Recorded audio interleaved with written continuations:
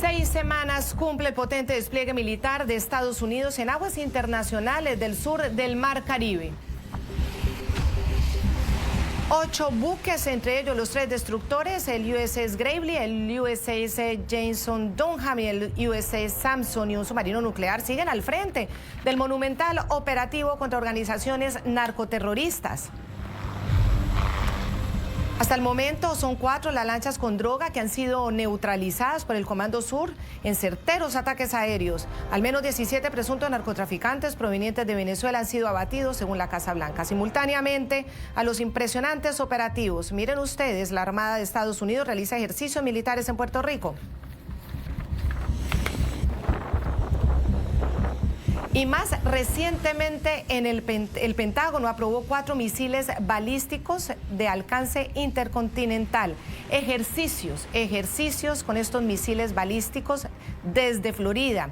El destello de las maniobras iluminó el cielo nocturno y fue visible desde Puerto Rico.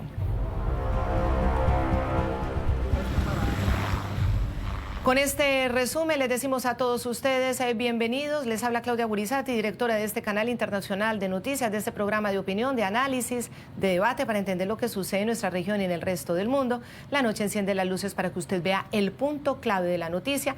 Y la noticia es lo que se avecina, una batalla legal al interior de la política de los Estados Unidos por este despliegue militar que ha decidido el Pentágono, que ha decidido el Comando Sur, según todas las explicaciones, para detener al narcotráfico y a los criminales que usan todas esas rutas para llevar droga hacia los Estados Unidos. La noticia tiene que ver con una resolución que fue puesta a conocimiento del Congreso de los Estados Unidos. Una congresista demócrata ha elevado esta resolución. Ella es Ilhan Omar y a juicio de esta congresista, el presidente de los Estados Unidos, Donald Trump, está realizando estos ejercicios militares y este despliegue militar por fuera de la legalidad. Resolución recurrente para ordenar retirada de las Fuerzas Armadas de Estados Unidos de hostilidades no autorizadas por el Congreso. Así está titulada, así está encabezada la resolución de poderes de guerra, la ha llamado textualmente, y entre sus argumentos se los vamos a exponer a ustedes el día de hoy. Dice que el Congreso de los Estados Unidos no ha declarado ninguna guerra formalmente ni contra Venezuela ni para aprobar la fuerza militar contra las organizaciones criminales transnacionales. Es el argumento de la congresista demócrata. Sección 1. Hallazgos. El Congreso hace las siguientes consideraciones. El Congreso tiene el poder exclusivo de declarar la guerra conforme a la Constitución de los Estados Unidos. El Congreso no ha declarado la guerra ni ha aprobado una autorización específica para el uso de la fuerza militar contra la República Bolivariana de Venezuela ni contra organizaciones criminales transnacionales designadas como organizaciones terroristas extranjeras o terroristas globales especialmente designados desde el 20 de febrero de 2025. La designación de un grupo, entidad o individuo como organización terrorista extranjera o terrorista global especialmente designado no otorga autoridad legal al presidente para ordenar el uso de la fuerza militar contra miembros de dichas organizaciones ni contra un Estado extranjero. Muy bien, vamos a hablar con nuestros analistas sobre esta guerra o batalla legal que parece comienza al interior de la misma política de los Estados Unidos. Ángel Leal, él es abogado constitucionalista, integrante del Colegio de Abogados de Florida. Te damos la bienvenida, Ángel. Y bueno, aquí hay 2 argumentos. Primero, ella pide que se detengan estos operativos militares, por un lado. Y por otro lado dice que para poder realizarlos, el presidente de los Estados Unidos debió haber consultado al Congreso y haber pedido una declaración de guerra formal. ¿Qué tan verídico o qué sustento legal tiene este argumento de la congresista Omar? Bienvenido. Muchísimas gracias. Hay un fundamento legal. Todo esto tiene que ver con, primero, el artículo 1 de la Constitución que le da el derecho de declarar guerra al Congreso. Sin embargo, el Congreso aprueba una ley en el año 73 que se llama la Resolución de Poderes de Guerra, el War Powers Resolution. En el War Powers Resolution, básicamente le da la potestad al presidente involucrar el país en actividades militares, si es posible, primero consultando con el Congreso.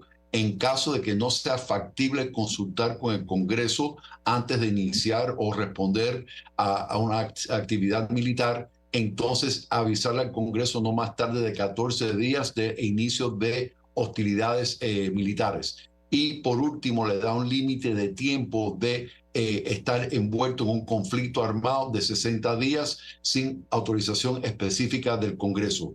Ella se refiere a esta ley de la resolución de poderes de guerra del año 73 y lo que está argumentando es que esto en realidad no es un acto de guerra, sino tiene que ver con criminalidad y es algo que le corresponde al sistema penal y no se debe de considerar un acto de guerra. También es importante notar que bajo esta resolución de poderes de guerra sí le da la potestad al presidente de responder inmediatamente a un ataque al país o cuando el país está bajo amenaza inminente. Pero dadas las circunstancias de esta operación en particular, ella está argumentando de que él no tiene este poder bajo la resolución de poderes de guerra.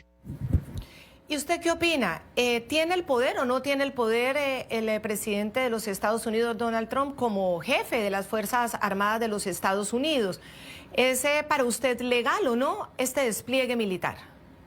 Yo creo que se pudiera argumentar de que hay una amenaza inminente al país o que esté respondiendo a un ataque. Y yo creo que hay una gran deferencia a la rama ejecutiva y al final de cuentas el Congreso mismo ha ido cediendo este poder de guerra a la rama ejecutiva, es decir, a la presidencia. Entonces creo que va a ser muy difícil que el Congreso apruebe, que la mayoría del Congreso apruebe esta resolución de la representante Omar, porque técnicamente él está ejerciendo un poder que se pudiera argumentar que el Congreso le ha cedido al presidente en estas circunstancias. Ahora vamos a saludar a Miguel Ángel Martín.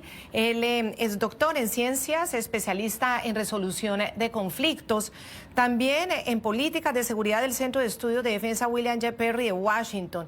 Además, es magistrado de la Sala Constitucional del Supremo de Venezuela en el exilio. Señor magistrado Miguel Ángel Martín, con los conocimientos del derecho internacional que tiene usted, ¿qué se podría decir sobre estos argumentos? Dice la congresista que el Congreso no ha declarado formalmente una guerra y que por eso no es legal el despliegue militar de los Estados Unidos en aguas del Caribe. ¿Qué opina usted? Bueno, Claudia, las operaciones que está desarrollando Estados Unidos en el Mar Caribe están enfocadas en la interdicción de narcotráfico y en la vigilancia de actividades vinculadas con actores estatales y no estatales de la región. Y está sustentada en un marco jurídico. Lo que está haciendo los Estados Unidos está fundamentado en una normativa interna de los Estados Unidos, en su doctrina de actuaciones de esta naturaleza y también en convenios internacionales. Dentro del marco jurídico interno existen 3 títulos de leyes que son muy importantes. Rápidamente las menciono. Está el título 46, que faculta a los Estados Unidos a establecer una jurisdicción extraterritorial para perseguir el narcotráfico marítimo en aguas internacionales, que es lo que está ocurriendo en estos momentos. Está el título 10, que permite y le da competencias y despliegues a las Fuerzas Armadas mediante la autorización del presidente de los Estados Unidos y del Departamento de Defensa para ordenar operaciones militares convencionales y de apoyo logístico en el extranjero. Y está el título 50 del Código de Estados Unidos, que regula las operaciones de inteligencia y defensa nacional, incluyendo actividades encubiertas. En paralelo, tenemos la Convención de Viena de 1988 contra el tráfico ilícito de estupefacientes, que reconoce que el narcotráfico es un delito transnacional, por lo que tanto habilita a los Estados Unidos y a cualquier país que vaya a atacar el narcotráfico a cooperar en interdicciones de alta mar. Está el Convenio de las Naciones Unidas sobre el Derecho del Mar y además están los acuerdos bilaterales y multilaterales que Estados Unidos mantiene con otros países. Y para terminar, tenemos una doctrina de seguridad nacional que también forma parte de la justificación, que es la guerra contra las drogas y la lucha contra las amenazas híbridas como el narcotráfico, el terrorismo y el crimen organizado. Es decir, En conclusión, la administración del presidente Trump tiene toda la justificación legal para realizar las actividades que se está realizando.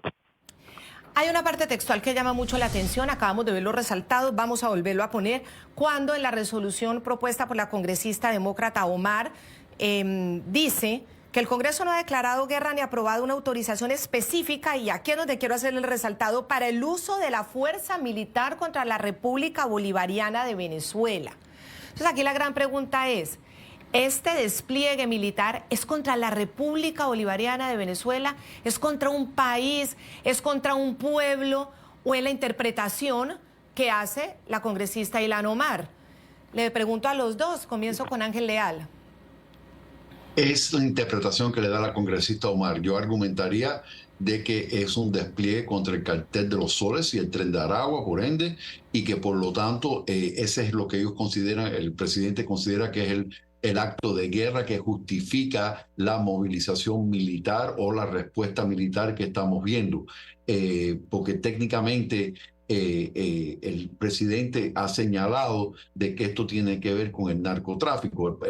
La polémica de todo esto, el tema constitucional es hasta qué punto esto pasa de un asunto de criminalidad que debe de ser procesado dentro del sistema criminal de los Estados Unidos de América, o si realmente se puede considerar un acto de guerra al cual el país está respondiendo. Y esa es la polémica, pero por eso ella introduce la resolución y el Congreso tendría que aprobar la resolución, y de lo contrario el presidente está actuando dentro del poder que será otorgado bajo la resolución de poderes de guerra que existe desde el año 73, y como recalco, el artículo 1 indiscutiblemente le da este poder al Congreso, pero el Congreso lo ha ido cediendo a través de esta ley de poderes de guerra del año 73. Lo mismo le traslado la pregunta al magistrado Miguel Ángel Martín. Cuando ella argumenta que estos operativos están en hostilidades en contra de un país, habla de la República Bolivariana de Venezuela, ¿es una interpretación de ella? Es decir, ¿y por qué quiere usar esa narrativa? Porque finalmente, fíjese que es la narrativa del régimen. El régimen de Nicolás Maduro dice que los Estados Unidos vienen a invadirlo y que el pueblo se tiene que defender, que esto es un ataque contra el pueblo. ¿Se parecen las narrativas en esta resolución o no? Bueno, yo creo que la senadora tiene dos objetivos, ¿no? La primera es una acción política que ella quiere ejecutar para crear un debate, y lo cual lo logra, por lo menos, crear el debate dentro de lo que son dentro del mundo de la prensa, y también presentar ante el Congreso acciones y resoluciones para generar el debate. Más allá del control que pueden tener los congresos de cualquier país, nos encontramos con una disyuntiva muy clara. No solo, como lo decía bien el amigo Ángel, no solo se trata de un cartel de narcotráfico relacionado con el Estado venezolano, no como país ni como ciudadanía o nación, sino que es un cartel de droga que está demostrado, que está avalado por el régimen de facto que sustenta el señor Maduro, y sus vinculaciones son claras con los carteles de drogas de Colombia y los carteles mexicanos como el de Jalisco. Y esta justificación es exclusivamente criminal, como bien lo señalaba el amigo Ángel. Lógicamente la senadora lo que quiere es crear un debate, pero no va a tener ningún éxito porque su narrativa es totalmente equivocada, porque no se está atacando a la población venezolana ni se está amenazando a los ciudadanos venezolanos. Se está advirtiendo al cartel de narcotráfico que dirige el señor Maduro, que tiene que salir de una u otra manera para poder no solo vencer el tema del narcotráfico, sino también para alcanzar la democracia en Venezuela. Quiero terminar diciendo que estos casos de narcotráfico vienen desde el año 2000 y que están vinculados a altos generales, entre ellos ministros de la Defensa, directores de seguridad e inteligencia como el general Hugo Carvajal, el general también Cliver Alcalá. Ambos están condenados y enjuiciados aquí en los Estados Unidos. También tenemos el caso de los narcosobrinos, que aunque fueron indultados por la administración Biden, ellos fueron condenados por narcotráfico. Y no debemos olvidar el caso más emblemático, que es el que inició la relación con los militares venezolanos y que demostró la existencia de los casos venezolanos, que es el caso de Walid Macli, un comerciante venezolano que tenía contratos con un general venezolano que era gobernador en el estado Carabobo para tener los puertos, aerolíneas, y él fue detenido en Colombia, posteriormente extraditado a Venezuela, pero mientras estuvo en Colombia, él hizo declaraciones importantísimas donde estableció claramente, y aquí termino, Claudia, que se ha utilizado instalaciones militares venezolanas, entre ellos la Rampa 4, donde está el avión presidencial de Venezuela, así como generales que y ha quedado demostrado, porque yo mencionaba al general Hugo Carvajal y precisamente a Cliver Alcalá Cordones, quien está en Estados Unidos, uno procesado y el otro ya condenado.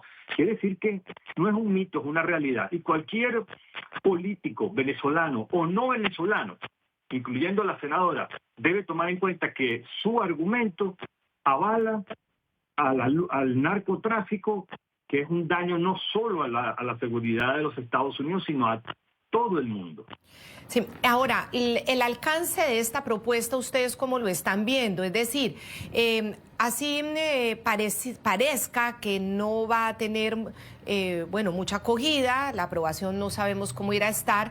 De todas maneras, sí se empieza a generar una batalla, sobre todo de concepto de la legalidad, porque no es solamente ella, también Nancy Pelosi, quien en su momento, durante el gobierno de Biden, además, fue una persona muy importante, y durante Barack Obama también, fue la representante jefa, presidente de la Cámara de Representantes, la presidente demócrata. Ella ha dicho que duda sobre la legalidad. Dice que Maduro se tiene que ir y que ojalá ocurra rápido, pero duda sobre la legalidad de este despliegue. Señora, ¿usted qué piensa sobre Venezuela y el despliegue en el Mar Caribe? No estoy segura de que eso siquiera sea legal. ¿Usted cree que es ilegal? No sé, dije que no estoy segura de que sea legal. Tendríamos que ver de todas maneras. Con lo que respecta a las declaraciones de Trump, al discurso de Trump, yo siento que eso no tenía visión, no tenía verdad, no tenía plan. Y eso es lo que tengo que decir al respecto. ¿Qué tanta acogida podría tener en el Congreso, que además recordemos que ahora es de mayoría republicana, Ángel? No tiene ninguna expectativa de ser aprobado, no cuenta con una mayoría. Estamos hablando del segmento progresivo del Partido Demócrata. Ni siquiera creo que van a contar con el apoyo total de los miembros demócratas del Congreso, así que esto no creo que tenga expectativas de que pueda ser aprobado. Simplemente creo que es política más que otra cosa, pero no hay expectativas desde mi punto de vista de que esto pueda ser aprobado. Y entonces, ¿usted qué piensa que busca la congresista Ilhan Omar? ¿Por qué genera esta polémica? Bueno, creo que está manifestando su desacuerdo con el despliegue de la fuerza militar bajo la resolución de poderes de guerra del año 73, porque ella cree que textualmente no es permitido, porque considera que esto tiene que ver con narcotráfico, que no es un acto de guerra, que no está autorizado, y en caso de que va a declarar la guerra contra una organización internacional delictiva narcotraficante, entonces tendría que ser a través de la aprobación del Congreso, aparte de que se está acogiendo al hecho de que no consultó con el Congreso no más tarde de 14 días después del despliegue de las fuerzas militares. De hecho, no lo hizo antes de hacerlo. Y por último, que esto tiene un límite de tiempo de 60 días de acuerdo a la resolución de poderes de guerra. Entonces, todo esto es para tratar de aclarar hasta qué punto el presidente tiene poderes de tomar acciones militares bajo esta resolución de poderes de guerra. Creo que es lo que está tratando de señalar para que se tenga este tipo de debate a nivel nacional en Estados Unidos, pero más allá de eso no creo que va a lograr frenar las actividades militares que hemos visto hasta el momento referente a este conflicto en particular. ¿Usted qué opinión tiene sobre la congresista Ilhan Omar, Ángel? ha dicho que ella hace parte de esa ala progresista, es decir, es una ala bastante radical del Partido Demócrata. Le hemos escuchado además en el pasado también tener mucha cercanía con el régimen cubano. ¿Usted qué sabe de ella y cómo la interpreta? ¿Qué opina de ella? Bueno, mire, es una representante debidamente electa por la población del estado de Minnesota, el distrito de ella del estado de Minnesota, y por lo tanto tiene la misma potestad que cualquier otro congresista y tiene todo el derecho del mundo de presentar un proyecto de ley, en este caso una resolución, si está en desacuerdo con la forma en que se está utilizando un poder que el Congreso autorizó a través de la resolución de poderes de guerra. Al final de cuentas, desde mi punto de vista, es un tema constitucional y en realidad, si el Congreso tiene alguna objeción con el uso de este poder por parte del presidente, el Congreso tiene que ser introspecto y entender de que ellos mismos han ido cediendo este poder a la rama ejecutiva y esto realmente, y reconocer de que tanto en momentos de un ataque de sorpresa o amenaza inminente, el presidente tiene que tener la potestad de poder actuar porque no puede cumplir con los formalismos de la resolución de poderes de guerra, que ella misma lo reconoce. Así que independientemente de su postura política, creo que es un tema constitucional. Hay una resolución que permite esto, yo argumentaría, y es hasta argumentable de que pudiéramos considerar que el país está bajo amenaza inminente o de ataque de sorpresa por parte de estos grupos delictivos narcotraficantes. Y también hay compromisos internacionales, como el colega ha señalado. Pues le quiero agradecer muchísimo a Ángel Leal, abogado constitucionalista, integrante del Colegio de Abogados de Florida. Muchísimas gracias por habernos acompañado aquí en el programa La Noche. Muy amable. A la orden. Muchísimas gracias por la invitación. Hasta la próxima. Seguimos hablando aquí en el programa La Noche con Miguel Ángel Martín, quien es magistrado del Supremo de Justicia de Venezuela en el exilio, a quien obviamente es un organismo que consultamos permanentemente los periodistas porque son los magistrados legítimos, no es la farsa de la corte madurista. Y volvemos con la explicación de quién es esta polémica congresista, que es verdad, fue elegida por Minnesota, por el Distrito 5 Congresional, pero que ha tenido unas posturas que por lo menos frente al tema de la democracia en América Latina resulta bastante polémico. Y también polémica con Donald Trump por sus posturas. Incluso ahora les vamos a mostrar cómo Donald Trump también se burlaba en las últimas horas, precisamente anoche en su despacho oval, sobre la congresista en una conversación que tuvo con el presidente de Somalia, de donde ella es nacional. Ya volvemos. Continuamos con La Noche por NTN 24, el canal de las Américas. Seguimos en el programa La Noche. Estamos hablando de una resolución que ha presentado la congresista Ilhan Omar del Partido Demócrata al Congreso de los Estados Unidos para obligar a detener los operativos militares, el despliegue militar en aguas internacionales que ha ordenado el presidente Trump, el Pentágono, el Comando Sur, en las aguas del Caribe. ¿Quién es ella?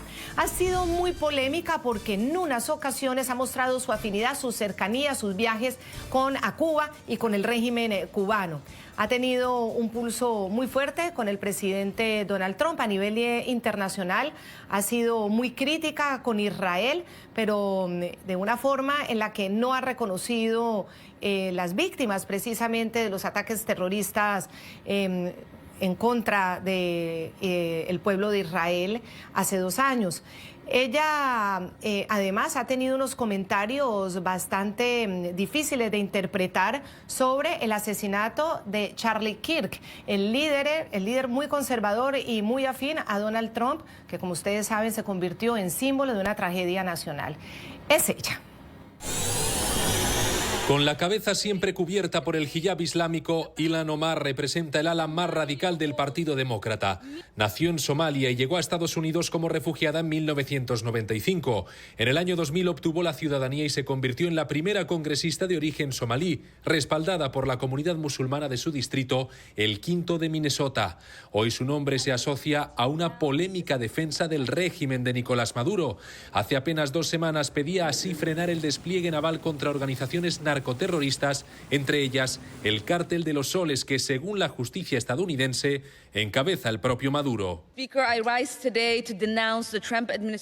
Denuncio la acción militar ilegal del presidente Trump y la escalada en el Caribe. Tras el último ataque, una semana después, siguen sin autoridad legal para realizar estos ataques. Seré clara, no hay justificación legal para esto. Sus discursos radicales le han valido acusaciones de antisemitismo y hasta sanciones en el Congreso. En 2023 fue removida de la Comisión de Asuntos Exteriores de la Cámara de Representantes, en parte por sus declaraciones contra el gobierno de Israel y la comunidad judía. Este post en redes sociales de 2019 ha sido uno de sus más cuestionados. Israel ha hipnotizado al mundo. Que Alá despierte a la gente y les ayude a ver las maldades de Israel. Omar también ha defendido al régimen cubano. Incluso visitó la isla en 2024 con una delegación y a su regreso cuestionó la designación de Cuba como país patrocinador del terrorismo. Como muchos estadounidenses, estoy profundamente frustrada por las continuas políticas de la era Trump sobre Cuba. Tras 65 años de sufrimiento bajo el embargo estadounidense, la injustificada designación de Cuba como país terrorista causa nuevas dificultades al pueblo de la isla. Su último escándalo se dio tras el asesinato de Charlie Kirk. Un día después del crimen, la representante concedió una entrevista en la cual insinuó que el activista conservador tenía la culpa de su asesinato. En un discurso 8 días después, dijo que era un hombre odioso, añadiendo graves descalificativos. Creo que aquellos de ustedes interesados en reescribir la historia de este hombre odioso están llenos de... El Comité de Ética del Congreso podría sancionarla. Representantes republicanos han presentado peticiones de censura contra Omar recogiendo los incidentes protagonizados por ella y acusándola de afectar la dignidad de la Cámara y de incumplir las normas de conducta legislativa. Miguel Ángel Martín, quien es magistrado del Supremo de Venezuela en el exilio. La congresista Ilhan Omar se ganó los votos por Minnesota en el distrito número 5, es cierto, pero eso no significa que sus actuaciones y sus respaldos dejen de ser cuestionables. Esa cercanía con el régimen cubano, cuando defendió a Cuba, a la pretensión de retornar a Cuba a los países que no cooperan en la lucha contra el terrorismo y que auspician el terrorismo, también ha tenido esa cercanía, ha tenido palabras muy descalificadoras en contra de los judíos, ha sido una persona que no ha respetado la memoria de Charlie Kirk después de un asesinato, de una tragedia nacional, se ha burlado casi que de una persona asesinada. Es decir, es una persona que pues tiene muchos cuestionamientos. ¿Usted cómo interpreta entonces que esté intentando ahora tratar de blindar de este operativo militar a, como ella dice, la República Bolivariana de Venezuela, que esto implica pues obviamente a Nicolás Maduro? Sí, bueno, volvemos a lo mismo. Yo pienso que es una acción estrictamente política para generar debates, pero lógicamente no va a tener ningún efecto positivo, porque incluso los precedentes que ha habido en Estados Unidos de otros presidentes norteamericanos que han realizado acciones de naturaleza militar para socavar o eliminar amenazas en su momento, están sustentadas en la doctrina de seguridad nacional y en los códigos de leyes norteamericanos que ya hemos citado. Por ejemplo, podemos poner como un ejemplo reciente el ataque que hubo en Irán contra instalaciones nucleares por parte de los Estados Unidos, sin haber entrado en una guerra convencional. Otro ejemplo, por ejemplo, el caso de Obama, cuando entró las fuerzas especiales norteamericanas a territorio pakistaní para poder acabar con la vida de Osama Bin Laden. Es decir, y ahí no se necesitaba ningún ningún permiso del Congreso de los Estados Unidos, precisamente porque la ley lo establece con mucha claridad. Esta actitud de la senadora es bien particular, porque ¿cómo la senadora va a luchar contra hechos contundentes desde que el año 2000, por ejemplo, el caso venezolano, se ha convertido en un punto clave en el sistema global de tránsito de cocaína? Y eso no solo lo dice la DEA, sino también lo dice la Organización de las Naciones Unidas. Se ha establecido claramente, y es imposible que la senadora pueda luchar contra hechos, porque no se trata de argumentaciones, sino de hechos, de que las principales rutas y modus operandi del narcotráfico desde hace muchos años es desde la vía marítima por barcos cargueros que van desde los puertos venezolanos de La Guaira, de Puerto Cabello y de Maracaibo, y de puntos clandestinos en Falcón y Sucre. También tenemos unas rutas vía aéreas, que son aviones que salen de pistas ilegales en el estado Apure, Zulia y Amazonas, hacia el Caribe, Honduras, África y Europa. Más la cocaína que va en contenedores y narcosubmarinos. Y lo más grave todavía, cómo la senadora va a ir en contra de hechos como las incautaciones que se hicieron en el 2006 en México, un avión procedente de Caracas con 5.005 toneladas de cocaína, donde están involucrados oficiales de la Armada venezolana.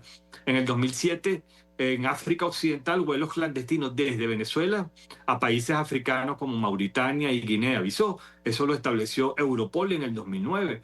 O el vuelo en Francia en el 2013, donde se incautó 1.3 toneladas de cocaína transportada en un vuelo de Air France, en donde estuvieron involucrados miembros de la Comisión Nacional de Antidrogas de Venezuela. Y así podemos citar muchos casos que establecen cómo el régimen venezolano forma parte del tráfico de estupefacientes de manera significativa. Incluso la destrucción de 3 embarcaciones con narcotráfico recientemente en el Mar Caribe implica que las operaciones en el Mar Caribe están dando resultados, así como también el hecho de que ahora, al haber lógicamente esta presencia militar, hay un bloqueo naval, un bloqueo aéreo que impide que el narcotráfico opere, y no solamente desde Venezuela, sino desde Colombia, desde Bolivia, hasta México, pues desde el Pacífico y por supuesto también por el Mar Caribe. Esto, cómo la senadora va a ir en contra de los acuerdos que ha firmado el gobierno de Estados Unidos con otros países para la lucha antidroga, especialmente gobiernos de la región que pertenecen a la región del Caribe. Creo que sencillamente es un tema de moralidad y lógicamente no tiene alma para entender el daño que le hace al mundo y a la sociedad, especialmente a la sociedad en Minnesota, que es afectada por la cocaína y fentanilo, y ella es representante de allí. Hay un antecedente que es fundamental, y ese antecedente tiene que ver con la declaración de emergencia nacional que emite Donald Trump inmediatamente llega a la Casa Blanca para controlar el flujo migratorio en la frontera entre México y los Estados Unidos. El argumento concretamente para evitar que ese flujo siguiera en la dimensión en la que estaba, decía que a través de esos flujos migratorios países como Venezuela estaban haciendo generando un tráfico de delincuentes hacia los Estados Unidos. Ahí es cuando declara como organizaciones terroristas al Tren de Aragua y también a la Mara Salvatrucha. Es decir, estas bandas y organizaciones criminales que azotan nuestra región y, según él, entrando por la frontera hacia los Estados Unidos. Se detendrá inmediatamente toda entrada ilegal y comenzaremos el proceso de devolver a millones y millones de extranjeros delincuentes a los lugares donde vinieron. Restableceremos mi política de quédate en México.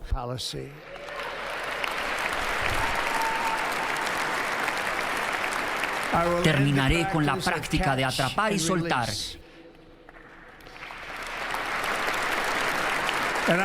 Y enviaré tropas a la frontera sur para repeler la desastrosa invasión de nuestro país.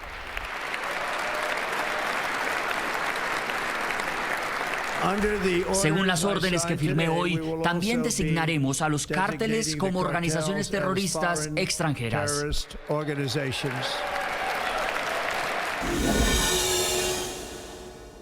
Y luego ha reforzado, obviamente, esta idea, considerando como terroristas a los carteles de la droga, cárteles mexicanos y a todas las organizaciones criminales que operan con el narcotráfico en la zona. Hay un punto que es clave y quiero hablarlo con usted, Miguel Ángel Martín, y es no olvidar que el régimen de Venezuela ha sido el gran protector de las disidencias de las FARC, de la Nueva Marquetalia, de todas estas organizaciones criminales dedicadas a las economías ilegales, dedicadas al narcotráfico y consideradas en la lista de terroristas como terroristas. Lo mismo el ELN de Colombia, dedicados al narcotráfico, a hacer terrorismo, está en la lista de las organizaciones terroristas. Entonces, digamos, ¿esto le habría dado marco legal a Donald Trump para tomar esta decisión del despliegue militar en el mar? Sin duda alguna, porque los grupos irregulares que fueron perseguidos por el gobierno de Colombia en épocas de Duque y antes del presidente Duque también, emigraron a territorio venezolano y públicamente fueron protegidos tanto por Hugo Chávez Frías como por el señor Nicolás Maduro Moro. Ellos hacen vida allí. La relación de los grupos guerrilleros colombianos y su vinculación con el narcotráfico está demostrado en muchísimos casos, documentados no solo en la Fiscalía colombiana, sino también en las instituciones jurídicas, judiciales de los Estados Unidos y otros países que luchan contra el narcotráfico. No es un mito, es una realidad. Fíjense que el caso del Tren de Aragua es significativo. Yo, por ejemplo, fui juez y rector en esa zona y conozco muy bien cómo funciona el Tren de Aragua y conozco muy bien también cómo fue el caso Macles, porque tuve suficiente información porque los jueces que llevaron esos casos eran jueces que estaban bajo mi supervisión. Y el caso del Tren de Aragua comenzó como una banda criminal que nació en el estado de Aragua, en Venezuela, que se dedicaban al tráfico de estupefacientes, al robo de vehículos, al secuestro de personas, etc. Este Tren de Aragua creció y se convirtió en una banda donde miles y miles de participantes del Tren de Aragua crearon diferentes facciones en todo el país y después comenzaron a tener vinculaciones tanto con los grupos irregulares colombianos como con el narcotráfico y emigraron hacia Colombia, hacia Perú, hacia Chile y hacia Brasil y por supuesto hacia Estados Unidos. La senadora, por ejemplo, tiene que tomar en cuenta que nada más se ha documentado en los Estados Unidos y por eso es que el presidente Trump lo utiliza como un argumento válido.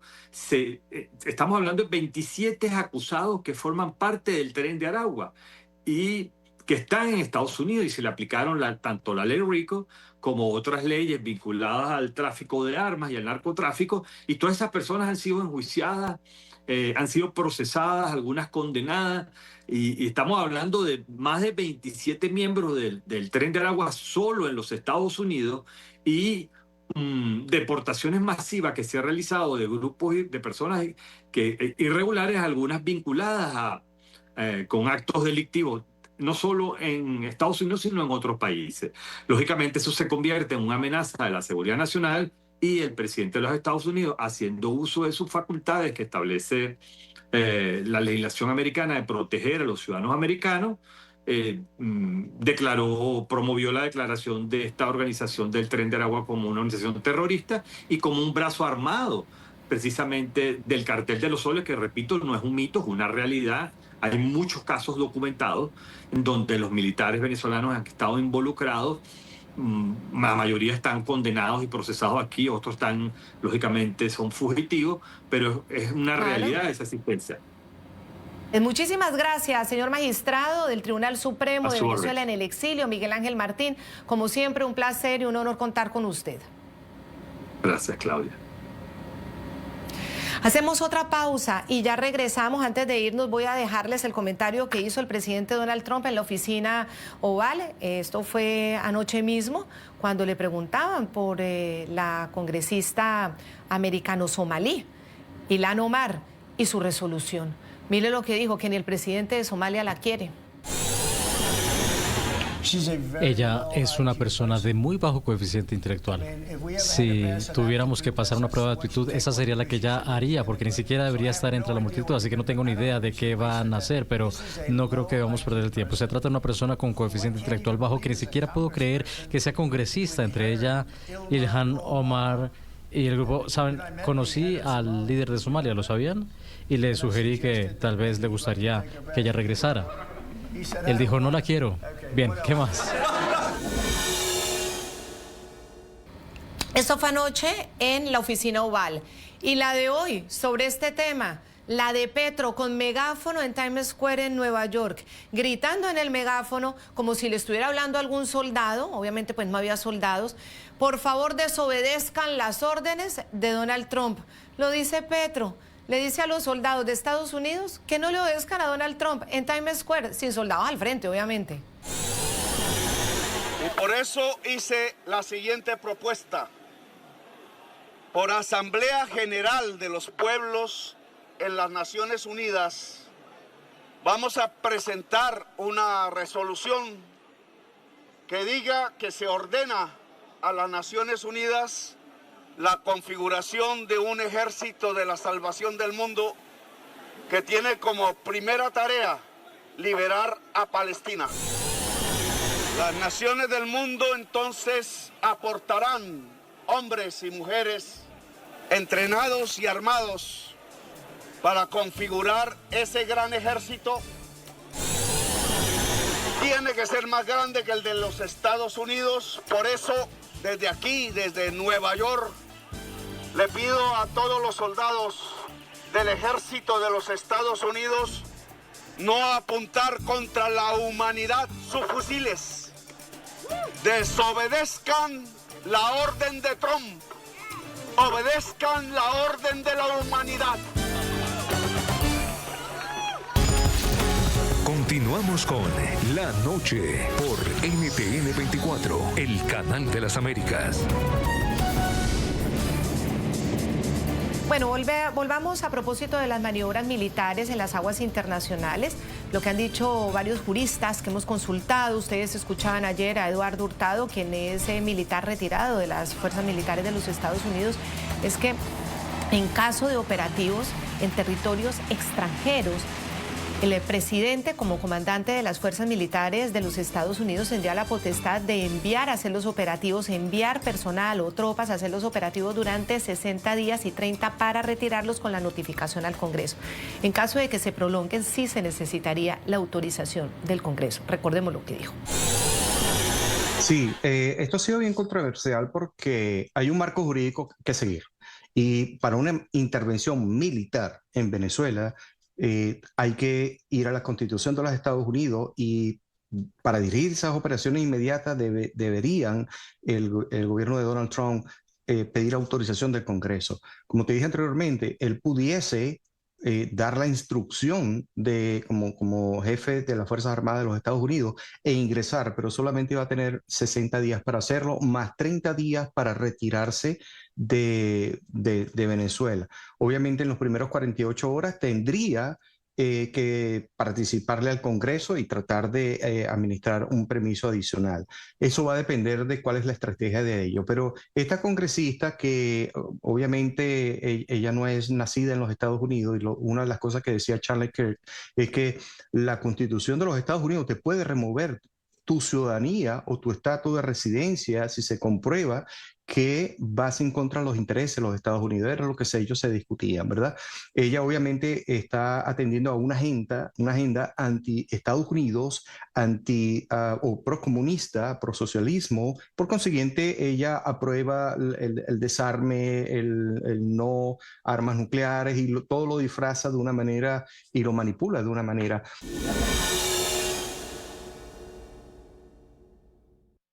Claro, y la aclaración es, en ese momento los ejercicios militares de los Estados Unidos están en aguas internacionales, no están en el territorio de otros países, excepto Puerto Rico.